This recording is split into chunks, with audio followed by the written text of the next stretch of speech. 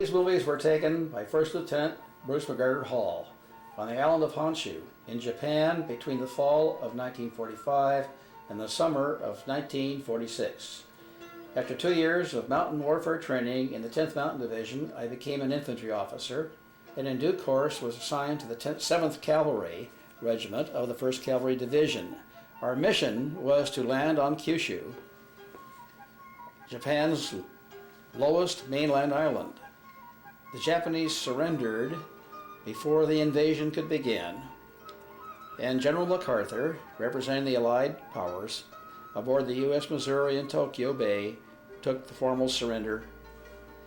Our division was redirected to occupy Honshu and the Japanese capital, Tokyo. Our troops landed in Yokohama and were quartered in the Japanese Maritime Academy in Tokyo. 2 or 3 months later, I transferred to Forestry Division of Natural Resources Section, GHQ Tokyo. I traveled widely with their staff, by jeep and by train, over Honshu as part of my duties. General MacArthur's recommendation that the Emperor retain his role as unifying figure of Japan was accepted, and the question arose as to the disposition of his vast assets, of which the most valuable was the imperial forests. This determination was the focus of the Forestry Division, which consisted mostly of high-ranking civilian foresters from the United States and Australia. I am no photographer, and these pictures prove the point. They were made on an old Eastman Kodak 33mm movie camera forwarded to me by an uncle. They are, I believe, somewhat unique historically. No one seems to have bothered to do what I so poorly have done. The first set of films are of the Tokyo-Yokohama environs. They start at Ueno Station, left unscathed by the U.S. B-29 firebombing, which destroyed major portions of Tokyo and Yokohama. The camera then sweeps large sections of Tokyo completely eradicated. There follow mixed shots of people and places in and around Tokyo, followed by a trip to the Itsu Peninsula, some miles south, and the shrine city of Nikko. There are some shots west of Tokyo towards Mount Fujiyama and a village festival. Finally, there is a so-called duck hunt at the Imperial Game Preserve north of Tokyo as part of a vain effort by the Imperial Household Ministry to avoid the eventual transfer of the imperial forests to the National Forest Service. The last scene is aboard ship going home.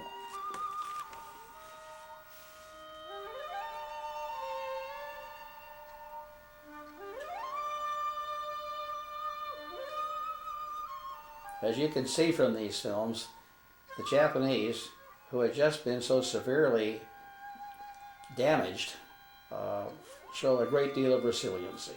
This is the Daiichi building, and this is General MacArthur emerging. There's the 5 stars, and there's the general.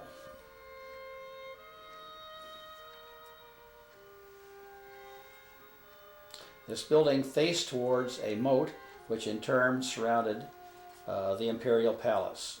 So basically, the general was staring at the emperor. These are the palace grounds.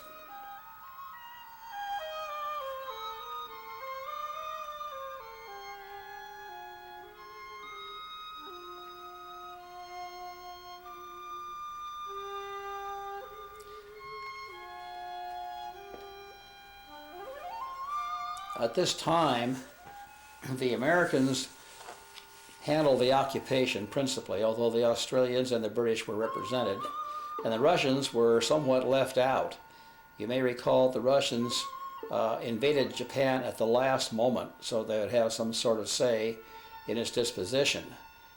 All of what happens here with the 1st Cavalry Division doing its pomp and circumstance in front of the palace was designed in many ways to impress the Russians.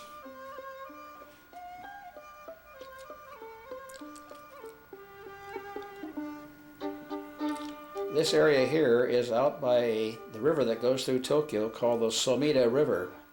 And I regret to say my very first assignment with the 1st Cavalry Division when we did hit Tokyo was to be put in charge of the largest red light district in Japan.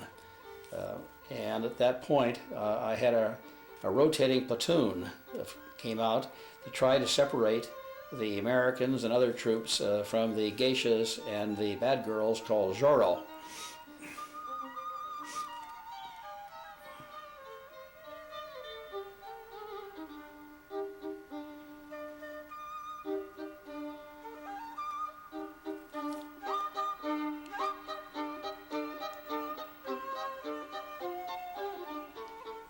I might say that the Jeep that you saw just a moment ago was one of the ways I won my spurs with the Forestry Division. My infantry background included scrounging, and I managed to get a hold of 25 Jeeps for my unit, which made me very popular. That was the Joro. Okay, now here we have the first labor rally in Japan. This was when the unions were just being revitalized. This is outside of the Imperial Palace.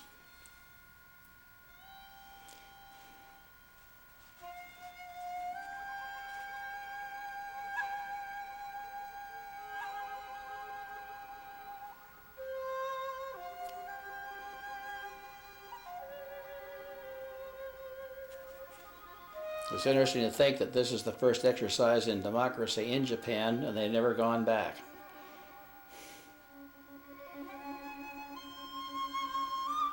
Now here's the 1st Cavalry Division on parade in front of the Imperial Palace. And again, most of their pomp and circumstances was directed at the Russians.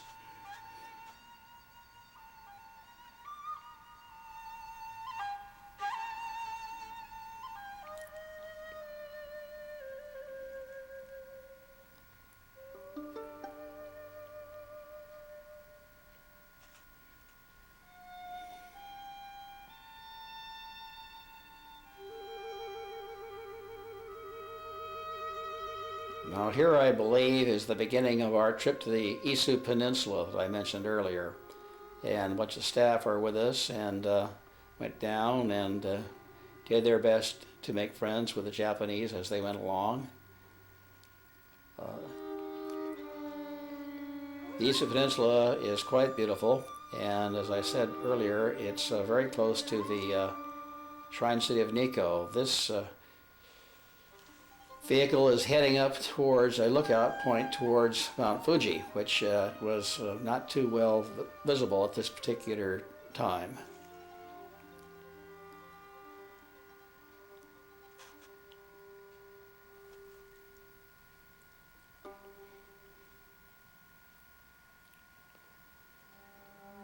We're probably about, as the crow flies, probably half an hour from Tokyo itself. It just doesn't seem that way, but the Japan Alps are very abrupt and steep. By the way, they run up and down the whole Japanese archipelago. Okay, here's Nikko, the Shrine City.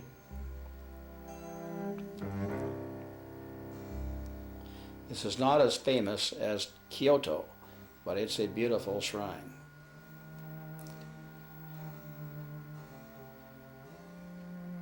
You don't need to guess that the sound from that timber hitting a bell is fairly impressive.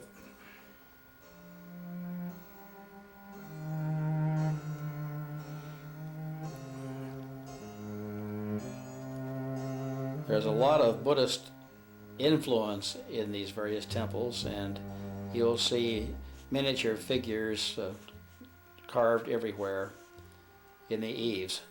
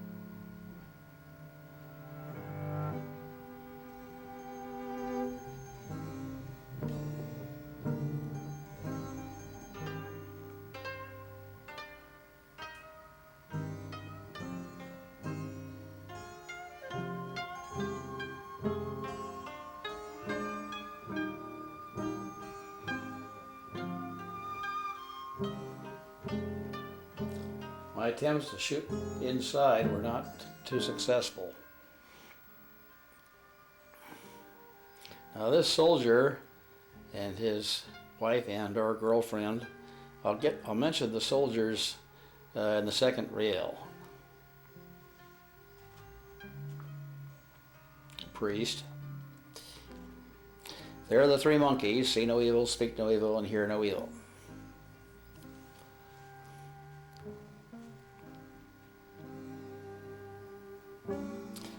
Those large trees in the background.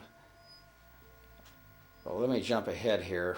I'm missing something here. This is the village festival, and we're good luck to come upon this particular festival. And the drummers are up in the chariot there doing their thing.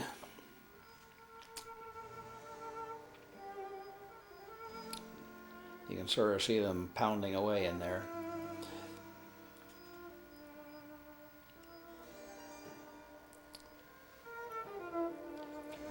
It's a good mix of new and old.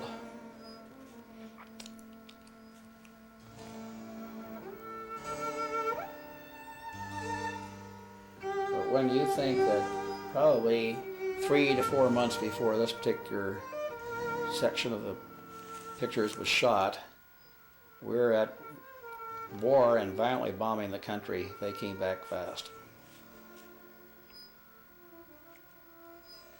There were old famous cherry trees, sakura.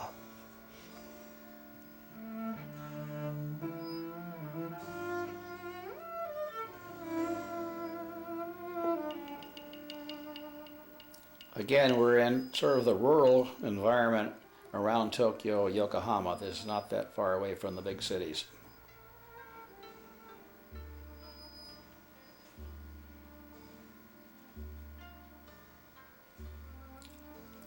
I mentioned that these films were shot in the fall of 1945, not into the winter, and you can see these scenes are winter. Those are larch on the left, if anybody is interested. They lose their leaves.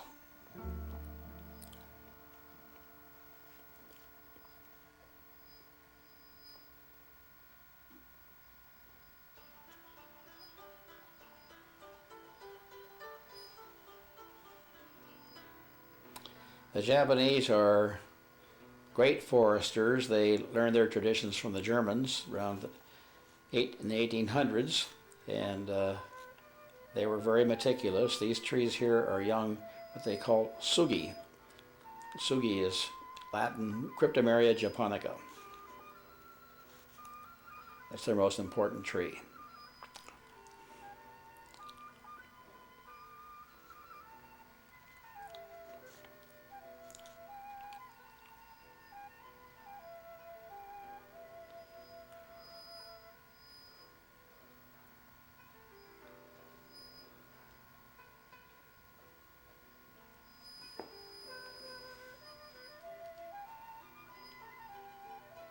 Looks like we must be into early spring by now.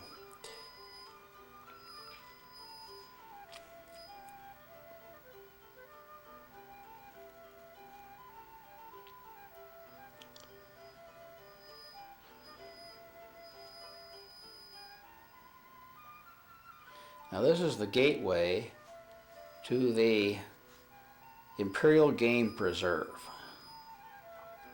And this is where we were taken on a duck hunt. And as I mentioned in my introduction, the Imperial Household Ministry was hosting, that's the Imperial Household Minister dragging the cigarette.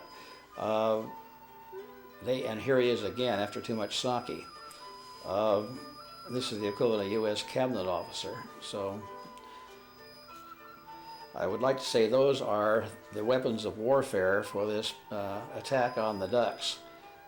We went and hid behind an embankment, which you'll see in a second, and at the signal from the gamekeeper, we ran around on two sides of a trench, and the ducks, this is the main body of water here, would go into these channels, and when they get into the channel, the signal was given. We rushed around each side with those huge nets, The ducks were frightened, flew up in the air, and were captured. Here we are behind the embankment waiting.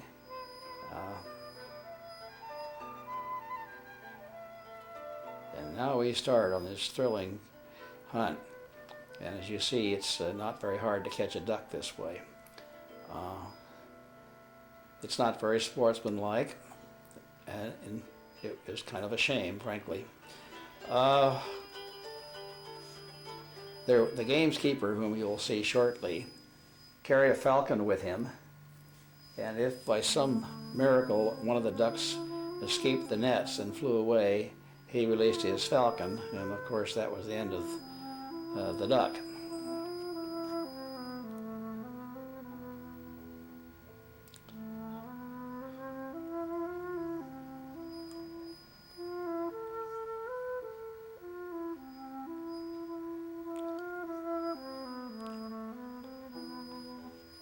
Here's the falcon making sure that last duck didn't get very far. And I don't know which is the most formidable looking, the falcon or the falconeer.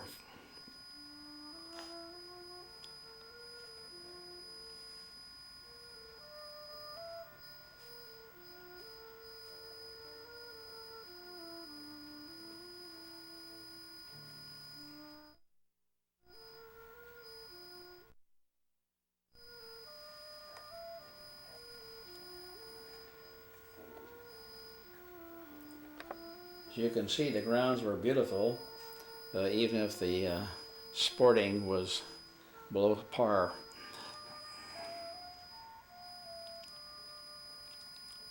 Here we are.